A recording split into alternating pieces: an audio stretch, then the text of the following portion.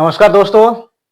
आज हम बात करने जा रहे हैं आईटीसी के शेयर के बारे में, जो कि एफएमसीजी जायंट है। हिंदुस्तान यूनिलीवर के बाद इसका नाम आता है इंडियन एफएमसीजी मार्केट में। इसके 5 सेगमेंट्स है जहां पे इसका ऑपरेशन चालू रहता है। पहला है सिगरेट, दूसरा है पेपर बोर्ड, तीसरा है एग्रीकल्चर, चौथा है होटल्स और पांचवा जो है वो उसका सिगरेट मैन्युफैक्चरिंग से आता है।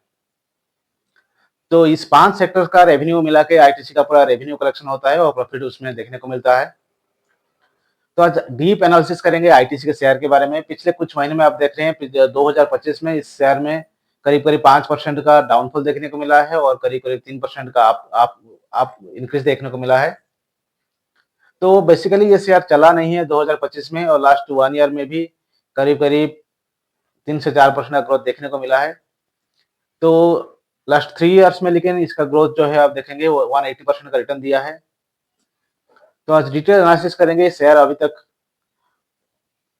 जो मार्च तक का जो आपका सीक्वेंस आप देख रहे हैं, इसमें शेयर इतना चला नहीं। तो डिटेल एनालिसिस में आप देखेंगे कि इसका जो प्रोस साइड है, यानी इसका जो बेनिफिट है या एडवांटेजेस है इस शेयर में, वो है कि ये स्टॉक डेट फ्री है। इसका कोई लोन, ये लॉन्ग टर्म लोन या शॉर्ट टर्म लोन, कोई भी लोन इसके पास है नहीं जिसका इंटरेस्ट इसको भरना पड़े। तो इसका जितना भी रेवेन्यू जनरेट होता है वो लोन फ्री होता है और उसका कोई इंटरेस्ट नहीं देने के चलते इसका प्रॉफिट में ज्यादातर इंक्रीज देखने को मिलता है।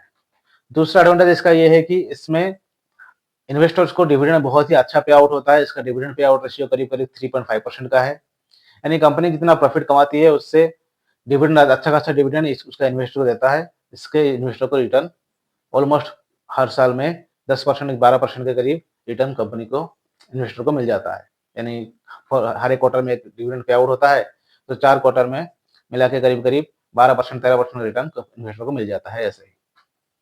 तीसरा देखेंगे कि इसका ROC, return on capital employed और रिटर्न ऑन इक्विटी ऑलमोस्ट 35% से अबव है। इसका मतलब अगर इन्वेस्टर्स इसमें इन्वेस्ट करते हैं तो हर एक साल में इसका कैपिटल के ऊपर, इक्विटी के ऊपर रिटर्न जो है 30 से 35% का रिटर्न देखने को मिलता है। और लास्ट 3 इयर्स में इसका जो है आरओसी जो है वो 37% का रहा। यानी लास्ट 3 ईयर से कंपनी 37% का एवरेजली रिटर्न देके आ रहा है। ये था उसका एडवांटेजेस या अच्छा पॉइंट्स। उसका बुरा पॉइंट्स अगर देखेंगे तो कौन साइड में आप देखेंगे कि कंपनी का वैल्यूएशन थोड़ा अभी ज़्यादा है। कंपनी अभी 27 पर पीई में ट्रेड कर रहा है, जो कि इससे कॉम्पिटिटर से थोड़ा ज़्यादा है। और कंपनी के पास जो है प्रमोटर्स का शेयर्स इतना है नहीं।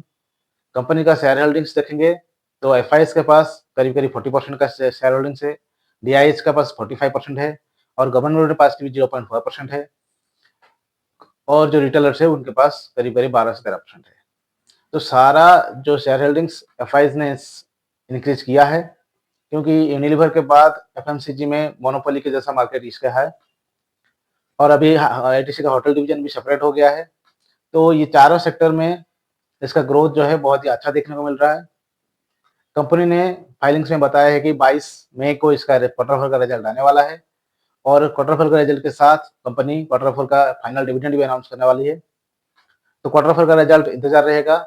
एनालिस्ट का मानना है कि क्वार्टर फोर में प्रॉफिट और रेवेन्यू में थोड़ा डिक्रीज देखने को मिल सकता है, ऐसा एस्टिमेट किया जा रहा है। जब रिजल्ट आएगा तब देखना पड़ेगा कि कंपनी का रिजल्ट कैसा सब सबमिट किया है, प्रॉफिट में इंप्रूवमेंट है या डाउनफॉल है, तब देखने को मिलेगा। और डिविडेंड पे आउट होगा तो डिविडेंड भी माना जा रहा है कि ऑलमोस्ट 14 से 15 रुपीज या 20 रुपीज तक हो सकता है। जो करंट रेट है प्राइस प्राइस वैल्यू शेयर का, उसके हिसाब से 3.24% का पे आउट हो सकता है। तो ये डिटेल्स थे कंपनी का बारे में। कंपनी का अच्छा खासा मार्केट कैप भी है, 5 लाख करोड़ का मार्केट कैप है। तो कंपनी एक अच्छा खासा एस्टेब्लिशमेंट बना के रखा है। 1910 से कंपनी चली आ रही है इंडिया में और इसका अच्छा रेवेन्यू ग्रोथ और अच्छा प्रॉफिट स्ट्रक्चर, एफआईएस का इंक्रीमेंट, ये सारा चीज कंपनी को बहुत ही स्ट्रॉन्ग, फंडामेंटल स्ट्रॉन्ग और ग्रोथ ग्रोथ ओरिएंटेड कंपनी बनाता है, जिसके चलते इन्वेस्टर को इस शेयर के ऊपर जरूर नजर रखना चाहिए। हालांकि अभी शेयर नहीं चल रहा है, लेकिन आने वाले दिनों में इसका ग्रोथ बहुत ज्यादा देखने को मिल सकता है। तो ये था मेरा एनालिसिस। आप अपना एनालिसिस जरूर करिए स्टॉक के ऊपर। अगर मैं आपको प्रोज और कॉन्स दोनों समझा दिया, इसके ऊपर आप खुद एनालिसिस करिए और आपको अगर सही लगे तो आप जरूर इसके ऊपर इन्वेस्ट करने के लिए सोच सकते हैं। फिलहाल इस स्टॉक में कोई बाय और सेल करने का सलाह नहीं है। अगर ये इन्फॉर्मेशन आपको अच्छा लगा हो तो जरूर एक लाइक और सब्सक्राइब कर दीजिएगा, ताकि मुझे मोटिवेशन मिले मैं ऐसे-ऐसे अच्छा-अच्छा चीज़ आपके लिए लेके आऊँ। Thank you.